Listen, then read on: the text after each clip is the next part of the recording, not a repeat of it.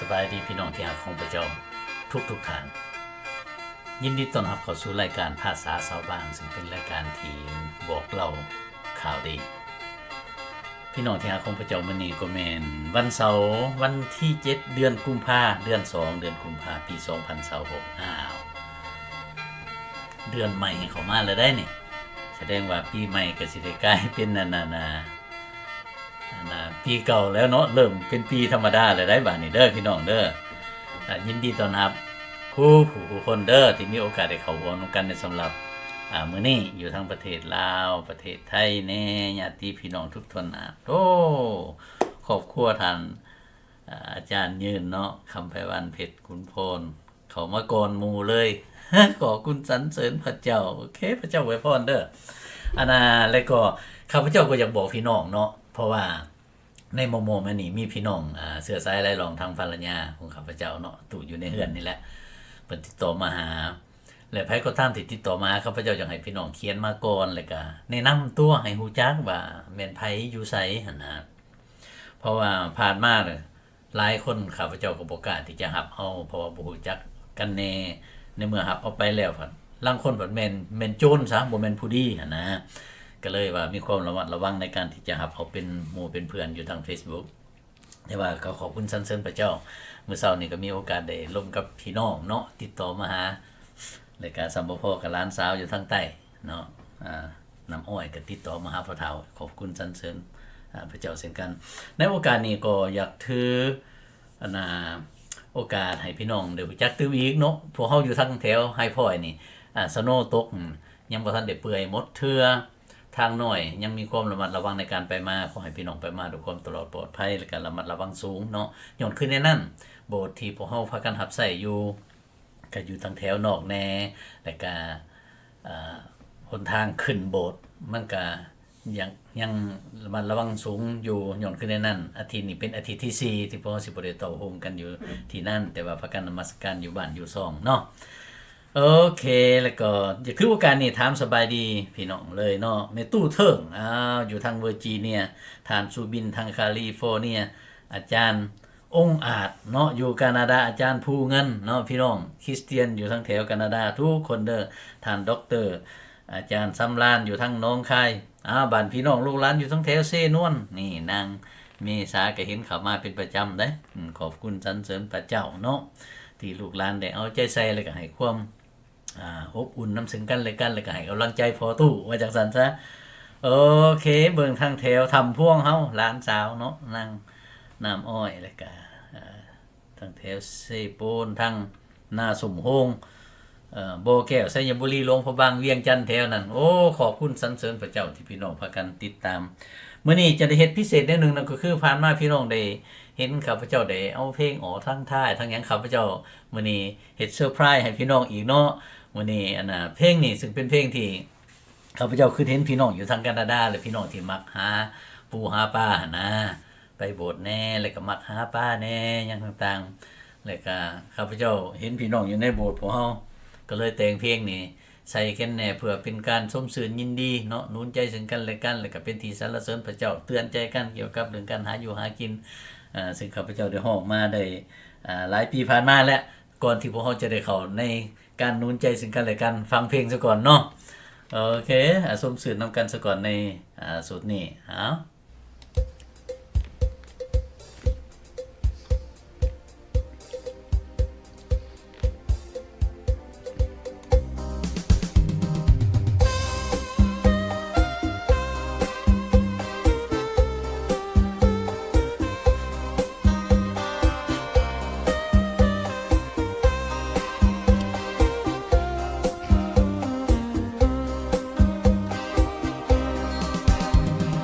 ป้า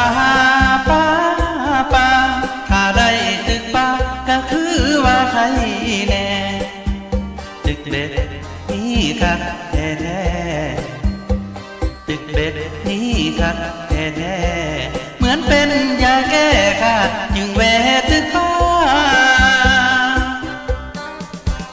ผู้หนึ่งนั่นเป็นป้าดงนั่งเฮ็ดทรงงงเพิ่นปวดเข่าปวดขา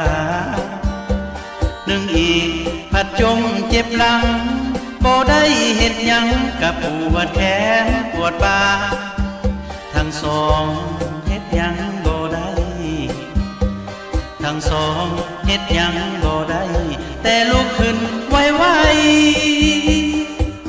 ว่าสิได้ตึกฟ้าเอาป่าถ้าได้ตึกป่าก็คือว่าใครแน่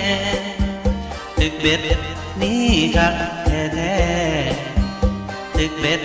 นี่คักแท้ๆเหมือนเป็นยาแก้ข้าจึงแวะตึกป่าบางครั้งเจ็บปวดต้นโตกินยาเป็นโลกระจนคนเขาสาเจ็บไข้ป่วยเป็นประจำกินของขลำจนสีหน้าล้าวลาได้ยินเขาว่าป้าขึ้นปัดได้ยินเขาว่าป้าขึ้นเราลุกบุกบืนสิเอาเหือลงทางเอาป้าถ้าได้ตึกป่าก็คือว่าใครแน่ตึกเบ็ดนี่คักแท้ๆตึกเบ็ดนี่คักแท้ๆเหมือนเป็นยาแก้ข้าจึงแวะตึกป่าผู้มักก็เป็นจังสันโอ้ยเพิ่นห่าวเพิ่นหันดอกเฝ้าเรื่องหาตาขอให้พระเจ้าอวยพรจะนั่งจะนอนหรือลงน้ำข้ามทางขอเตือนพี่น้องทุกท่านขอเตือนพี่น้องทุกท่านจงอธิษฐานก่อนจะไปตึกป่าเอาป่าถ้าได้ตึกป่าก็คือว่าใครแน่ตึกเบ็ดนี่คักแท้ๆตึกเบ็ดนี่คักแท้ๆเหมือนเป็นยาแก้ข้าจึงแวะตึกป่าจงให้เกียรติแด่พระเจ้าป้าขึ้นก็เศร้าอย่าสุเฝ้าลงทางบางท่านนั้นตื่นแต่เศร้าบัดมาหาพระเจ้าผัดเอาแต่สิว่าพระเจ้าต้องเป็นน้ำเบอร์หนึ่งพระเจ้าต้องเป็นน้ำเบอร์หนึ่งขอให้ท่านคำหนึ่งก่อนจะไปตึกป่าเอาป่าถ้าได้ตึกป่าก็คือว่าใครแน่ตึกเบ็ดนี่คักแท้ๆตึกเบ็ดนี่คักแท้ๆเหมือนเป็นยาแก้ข้าจึงแวะตึกป่า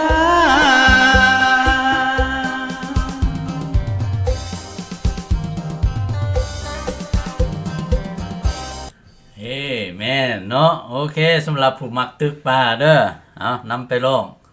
สื่นใจกันสบายดีติงสบายดีผู้เวียงโอ้ขอบคุณสรรเสริญพระเจ้าพี่น้องเฮาหลายผู้แล้วคนมีโอกาสได้เข้าร่วมกันในสำหรับตอนเช้ามื้อนี้แล้วก็ตอนค่ำอยู่ทางเอเชียเฮามื้อนี้ข้าพเจ้าอยากหนุนใจพี่น้องพวกเฮาเกี่ยวกับเรื่องเหตุผลที่พวกเฮาจำเป็นต้องมีพระเยซูคริสต์อยู่ในชีวิตจิตใจเนาะโอเคเหตุผลก็คือว่ามีพระองค์ผู้เดียวที่ไทยมนุษย์ขึ้นหาพระเจ้าได้พี่น้องจะต้องได้เข้าใจเกี่ยวกับเรื่องนี้ว่าพวกเฮาแม่นมีความจำเป็นต้องการองค์พระผู้ไทยและพระผู้สวยเพราะว่าพระผู้เป็นเจ้าทรงบริสุทธิ์พวกเฮาจำเป็นจะต้องเป็นผู้ที่บริสุทธิ์หรือการที่พวกเฮาจะบริสุทธิ์ได้ต้องเป็นผ่านการชำระล้างและผู้ที่สามารถชำระล้างเฮาได้นั้นมีตั้งแต่องค์พระผู้เป็นเจ้าผู้ทรงบริสุทธิ์เท่านั้นคือองค์พระเยซูคริสต์ทั้งนั้นมื้อนี้พวกเฮาสิได้พากันสังเกตเบิ่งนํกันอยู่ในพระคัมภีร์เดิมเพิ่นได้เตือนเพิ่นบอกเป็นสัญลักษณ์ไว้พอแห้งเกี่ยวกับเรื่องนี้ตัวอย่างคืออยู่ในพระคัมภีร์อพยพบทที่12ข้อที่1-14แม่นต้นที่องค์พระผู้เป็นเจ้าได้ให้ทานโมเสสได้นำเอาพวกชาวอิสราเอลออกจากประเทศอียิปต์เนาะ และกษัตริย์ของเขาให้มันต่อสู้กับพระเจ้าเลยๆบ่ยอมปล่อยบ่ยอมปล่อยบ่ยอมปล่อยผลสุดท้ายแล้วพระเจ้าก็เลยส่งคำเตือนตัวนี้ไปบอกว่าจะทำให้ชีวิตของลูกกกของพวกเขาทั้งหมดและเพื่อหลีกจากสิ่งเหล่านี้เพื่อบ่ให้เกิดขึ้นอยู่ในครอบครัวของพวกชาวยิวพระเจ้าจึงได้บอกพวกเพิ่นว่าให้พากันฆ่าแกะซึ่งเป็นแกะที่ว่าบ่มีตำหนิแล้วก็ให้เอาเลือดแกะนั้นท่าใส่ขอบประตูในเมื่อผู้ที่พระเจ้าได้ทรงมาเพื่อจะทำลายลูกกกของเขาในเมื่อเห็นเลือดอยู่ที่ขอบประตูแล้วเพิ่นจะผ่านกายไปแต่ชาวอียิปต์นั่นบ่ได้เฮ็ดบ่ได้ปฏิบัติย้อนขึ้นในนั้นพวกเขาต้องได้เสียลูกกกของเขาหลังจากในคืนมื้อนั้นแล้วผู้ปกครองอำนาจอยู่ในประเทศอียิปต์จึงได้ปล่อยให้ชาวอิสราเอลออกไปเป็นเอกราชเป็นอิสรภาพเนาะจึงได้เฮ็ดตามที่พระเจ้าได้สั่งให้ปลดปล่อยคนของพระองค์โอเคสิ่งสำคัญในที่นี้นะก็คือมันเพิ่นบอกว่าเลือดจะต้องเป็นเครื่องหมายสำหรับพวกเจ้าในเฮือนที่พวกเจ้าอยู่ในเมื่อเฮาเห็นเลือดเฮาจะผ่านเว้นพวกเจ้าไปและภัยพิบัติจะบ่ตกใส่หรือทำลายพวกเจ้าเมื่อเฮาตบตีแผ่นดินอียิปต์นั่นอันนี้เป็นสิ่งที่พระเจ้าได้เตือนและก็บอกไว้ย้อนขึ้นในนั้นการที่ว่าเสียสละเรื่องเลือดนี่จึงสำคัญพี่น้องที่รักของพระเจ้าอันนี้แม่นสำคัญหลายย้อนขึ้นนั้นองค์พระผู้เป็นเจ้าเองจึงได้เสด็จมาเนาะทั้งที่องค์พระเยซูคริสต์นี่เป็นผู้บริสุทธิ์บ่สามารถที่จะตายได้แต่พระองค์ยินดีที่จะรับเอาความผิดความบาปของมนุษย์นี่ไปใส่พระองค์เพื่อพระองค์จะตายได้เฮาสิมาสังเกตเบิ่งในข้อพระคัมภีร์แต่ละตอนที่ได้เว้าเกี่ยวกับเรื่องการที่พระองค์เสด็จมาไถ่อันนี้สำคัญหลายคนลาวเฮาบ่เข้าใจเกี่ยวกับเรื่องนี้พวกเฮาจึงยังงมอยู่นำแนวเก่าเลยบุกบืนโดยตนเองพระเจ้าฮู้จักว่าพวกเฮาบุกบืนเองน่ะบ่ได้เฮ็ดแนวใดก็บ่ได้ว่าง่ายๆเฮ็ดดีก็ได้ดีเฮ็ดชั่วก็ได้ชั่วเฮ็ดบาปก็ได้บาปเฮ็ดบุญก็ได้บุญแต่ว่าความบาปอยู่ในเฮาหั่นน่ะจะต้องได้รับการชำระล้างพระเจ้าอยากให้พวกเฮาได้ชำระล้างบ่แม่นว่าเอาแนวมาปกปิดซื่อๆมนุษย์พวกเฮาเบิ่งกันมีแต่โอ้ผู้นี้ดีเลยเนาะเราเป็นคนดีมีศีลธรรมเอาผู้นี้จบเด้อเนาะผู้นี้เราซอยผู้นั้นผู้นี้เราใจดีจังซั่นการที่มนุษย์เห็นกันว่าดีไปซื่อๆหั่นน่ะแม่นยังบ่พอสำหรับพระเจ้ามนุษย์จำเป็นจะต้องเป็นผู้บริสุทธิ์ปราศจากตำหนิเนาะเบิ่งในพระคัมภีร์นี่พระเยซูคริสต์พระองค์บ่ได้ทรงเฮ็ดบาปจักประการเลยและคำอุบายในพระโอษฐ์ของพระองค์ก็ซอกบ่พบและเมื่อเขากล่าวคำหยาบซ่าต่อพระองค์ก็บ่ได้กล่าวคำหยาบซ่าตอบคืนเมื่อพระองค์ทรงทนทุกข์ทรมานพระองค์ก็บ่ได้ขู่เข็นคืนแต่ทรงมอบเรื่องของพระองค์ไว้กับพระเจ้าผู้ทรงพิพากษาอย่างยุติธรรมทั้งที่ในเมื่อพระองค์ได้รับเอาความผิดบาปของมนุษย์มาใส่พระองค์ยินดีที่จะตายเพื่อมนุษย์แล้วเนาะพระองค์ก็ยังบ่ได้ปล่อยด่าเขาพระองค์ก็ยังบ่ได้สาปแช่งเขาพระองค์ทรงให้อภัยเขาเพราะว่าเขาเฮ็ดในสิ่งที่เขาบ่ฮู้พี่น้องที่รักของพระเจ้าอย่าสู้ให้จิตใจของพวกเราแข็งกระด้างเหมือนดังที่กษัตริย์ของอียิปต์ที่แข็งกระด้างต่อพระเจ้าได้พระเจ้าอดทนที่สุดพระเจ้าให้สิ่งนี้เกิดขึ้นเพื่อเขาสิกลับใจให้สิ่งนี้เกิดขึ้นเพื่อเขาสิกลับใจมีหลายแนวตัวอย่างบอกยังไงข้าพเจ้าผู้หนึ่งที่ว่าใจแข็งกระด้างตั้งแต่กี้แต่พระเจ้าก็ให้มีสิ่งหนึ่งที่เกิดขึ้นกับประเทศชาติบ้านเมืองเฮา40กว่าปีผ่านมาครับพระเจ้าจึงได้หนีจากบ้านเกิดเมืองนอนเลยจึงได้แสวงหาพระองค์พี่น้องที่รักของพระเจ้าอันนี้เป็นสำคัญหลายเด้อ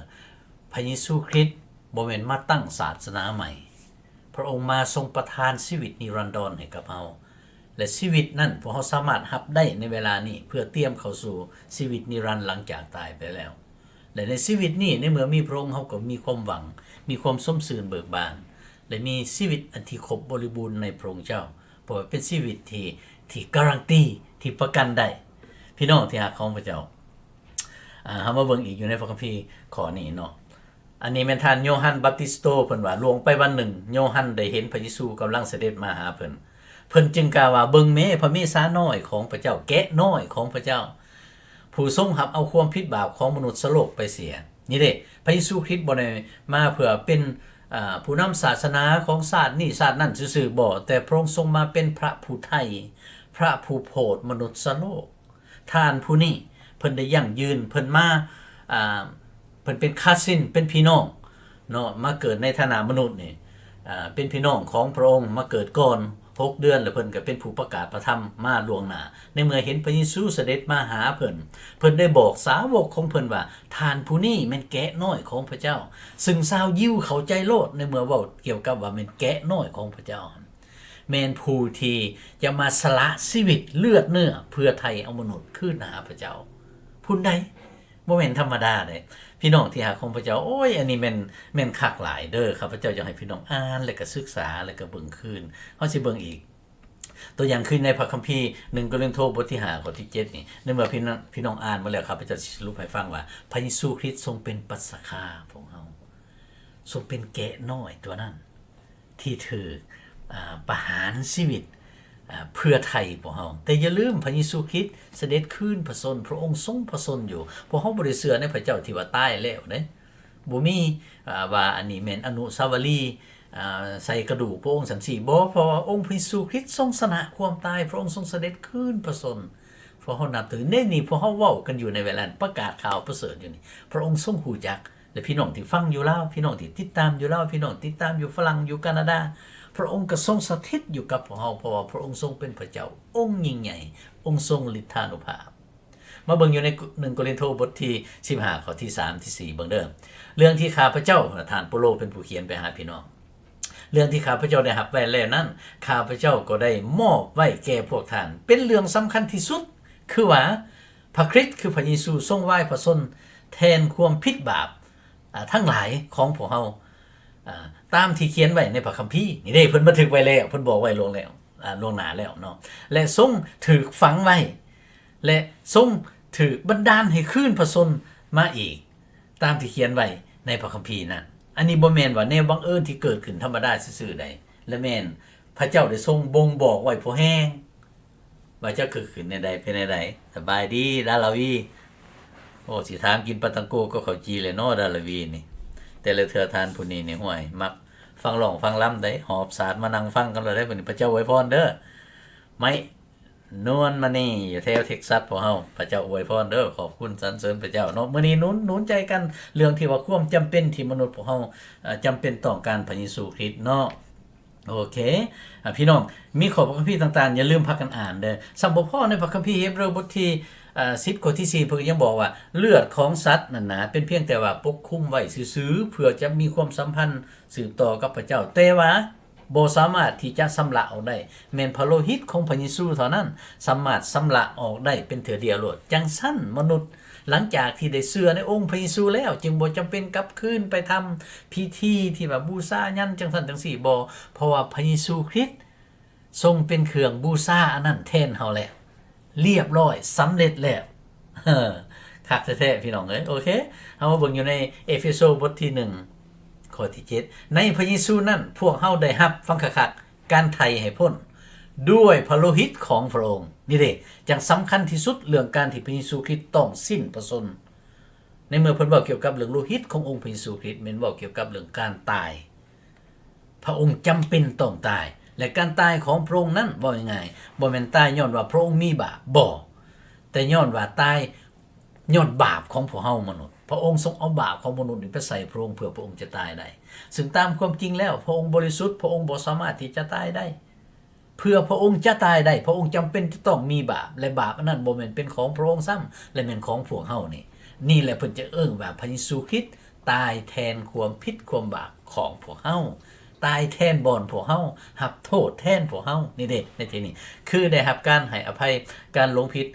ของพวกเฮาโดยพระกรุณาอันอุดมของพระองค์พี่น้องที่ฮักของพระเจ้า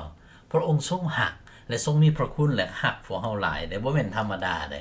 จังซั่นพี่น้องถ้าว่าพี่น้องฮักเห็นว่าเรื่องขององค์พระผู้เป็นเจ้านี่เป็นเรื่องคืนกับศาสนาเลยพี่น้องสิบ่อยากเชื่อเพราะว่ายังไงพี่น้องหลายคนก็ออกปากเนาะศาสนาใดก็ดีเบิดเนี่ยต่างอันนั้นเป็นคำที่พี่น้องเว้าเพื่อปิดประตูบ่อยากได้ยินข่าวประเสริฐซื่อๆเลยฟังข้างในที่นี้ในพระธรรมคำสอนของพระเจ้าเนาะเพิ่นบอกว่าข้าพเจ้าสิไปพาพี่น้องไปเบิ่งอยู่ในข้อที่13เนาะคนโง่พระสุภาษิตบทที่ 14ข้อ15คนโง่เสือบดคูแนวพุ่นน่ะแต่ว่าคนฉลาดรอบคอบพิจารณาบาทก้าวเดินของเขาให้คักแน่นี่ว่ายังไงถ้าหากว่าเฮาเว้าเกี่ยวกับเรื่องที่ว่าโอ้อันใดก็ดีหมดอย่างต่างมันเป็นความเว้าของมนุษย์เพื่ออยากปิดประตูตันเรื่องข่าวประเสริฐเท่านั้นแต่ตามความจริงฟังคักได้ตามความจริงศาสนาอันใดก็สอนให้ดีแม่นถูกต้องเว้าถูกต้องแต่ใส่ผิดซื่อๆถูกต้องได้ถูกต้องนั่นก็คือศาสนาอันใดเพิ่นก็สอนเพื่ออบรมจิตใจเนาะให้ทำคุณงามความดีต่างๆแม่นเท่านั้นถ้าหากว่าเฮาอยากอยู่ในโลกนี่เป็นเพียงแต่ว่าอยากสร้างคุณงามความดีแล้วก็มีสันติอยู่นำกันซื่อๆอันนั้นเพิ่นว่าเป็นที่น่าสังเวชที่สุดเพราะว่าชีวิตของคนเฮาบ่ได้สุดเพียงแต่ว่าอยู่ที่หม่องความตายนั่นซื่อๆบ่ได้หมายความว่าโอ้สุขใจในโลกนี้แล้วก็แล้วเท่านั้นบ่แม่นเพิ่นว่าชีวิตหลังจากตายนั่นมีจริงในเมื่อเป็นคือแน่นั้นบาดนี้จังว่าอันนี้เพิ่นใช้ว่าศาสนาใดก็ดีเบิดแม่นเว้าถูกต้องเพิ่นก็ดีเบิดก็สอนดีเบิดเท่านั้นตัวอย่างพวกที่มาเชื่อในองค์พระผู้เป็นเจ้าทางว่าเชื่อพระเจ้าเป็นเพียงคือเชื่อศาสนาก็เป็นขึ้นกับศาสนาอื่นแต่พระเยซูคริสต์บ่ได้สอนแนวนั้นพระองค์บ่ได้สอนว่ามาเฮ็ดตามพิธีเด้อมาเชื่อในศาสนาเด้อมาเอาศาสนาใหม่เด้อบ่แต่พระเยซูคริสต์ได้เอิ้นว่าจงตามเฮามาพระองค์ว่านี่ฟังคักได้นี่บ่มีผู้นำศาสนาใดอยู่ในโลกนี้ที่กล่าวเหมือนพระองค์และบ่กล้าที่จะกล่าวมีแต่มาสอนมาบอกแต่พระเยซูคริสต์นี่มาสวยแล้วจึงสอนมาสวยให้พ้นและจึงสอนบอกว่าแนวใดและพระองค์จึงบอกว่าฟังความเฮาผู้ใดที่หักเฮาฟังความเฮาย้อนขึ้นนั้นเวลาพระองค์ทรงเอิ้นเอาคนแม่นเอิ้นว่าจงตามเฮามาพระองค์ว่าพระองค์บ่ได้บอกได้ว่านี่เฮามาสอนเจ้าเลยเด้อให้พวกเจ้าได้มีศาสนาใหม่เด้อบ่แน่นั้นจงตามเฮามา follow me พระองค์ว่าครับพี่น้องที่หักของพระเจ้าอย่าลืมได้ถ้าว่าพี่น้องหักลดพระองค์นะลดพระเจ้าลงมาเพียงแต่ศาสนาซื่อๆพี่น้องจะผิดหวังเช่นกันอย่าสุไปติดตามศาสนาแต่ให้ติดตามพระเจ้าองค์ทรงประสงค์อยู่ติดตามพระเยซูคริสต์เขาต้องกลับใจเสียใหม่เลยต้องหันหนีจากทางเก่าว่าง่ายๆพระเยซูคริสต์พร้อมแล้วที่จะปลดแอกอันที่นักหน่วงในชีวิตของเฮาออกมีหลายแอกเด้อวิญญาณหายผีสางนางหายเนาะเข้าลบงมงายหีดข้องต่างๆเพิ่นสิปลดออกแล้วเพิ่นสิเอาแอกของพระองค์มาเทียบกับแอกเฮาแล้วก็เดินไปกับพระองค์คักแท้ๆอันนี้พี่น้องที่หาของพระเจ้าอันนี้แม่นคักหลายได้เด้อโอเคเบิ่งกลับคืนไปหาในพระธรรมตัวนี้เพิ่นสอนพวกเฮาว่าคนโง่สิเชื่อบทกุแนวจังซั่นอย่าสุไปเชื่อไปงมเอาบทกุแนวเด้อโอเคอันนี้แม่นสำคัญในโยฮันบทที่1โยฮันบทที่1ข้อที่7ว่าถ้าพวกเฮาดำเนินชีวิตอยู่ในความสว่างเหมือนดังพระองค์ทรงสถิตอยู่ในความสว่างพวกเฮาก็ร่วมสามัคคีธรรมกับซึ่งกันและกันและพระโลหิตของพระเยซูคริสต์พระบุตรของพระองค์ก็ชำระล้างเฮาทั้งหลายจากบาปจากพิษบาปของพวกเฮาทั้งหมดเลยพี่น้องที่รักของพระเจ้าในเมื่อเชื่อและวางใจในองค์พระเยซูคริสต์ดำเนินชีวิตในความสว่างติดตามพระองค์เชื่อและฟังความหั่นเด้เชื่อพระองค์กับฟังความพระองค์ฮักพระองค์ก็ปฏิบัติตามคำสั่งของพระองค์ยอมรับพวกเฮาเป็นลูกพระองค์พวกเฮาจึงติดตามพระองค์นี่เด้คักที่สุดเลยอันนี้เนาะจงติดตามองค์พระผู้เป็นเจ้าเด้ออย่าสุไปงมน้ำเรื่องศาสนาครับมันงมน้ำเรื่องศาสนาพวกคริสเตียนคือกันได้เด้อลังเถื่อพี่น้องบ่ได้ติดตามพระองค์ได้มาเป็นเพียงแต่ว่าคือตามศาสนาวันอาทิตย์ก็ไปโบสถ์หรือว่าพวกที่ไปวันเสาร์ก็วันเสาร์ก็ไปโบสถ์เนาะคัมภีร์ก็บังคับกันว่านี่นั่นเฮ็ดจังซี่จังซั่นมีกฎอันนี้กฎอันนั้นเรื่องศาสนาต้องมีกฎเรื่องบังคับเรื่องพิธีการสำคัญจังซั่นสิอันนี้บ่แม่นเด้พระเยซูคริสต์บ่ว่าแน่นั้นพระองค์มีแต่ว่าตามเฮามาครับเจ้าหาเข้าแล้วก็ฟังความเฮาพระองค์ว่าเด้เพราะเฮาแต่ละคนมีอิสรภาพในพระองค์น่ะโอ้ยคักแท้ๆพี่น้องโอเคเนาะอย่าสุเป็น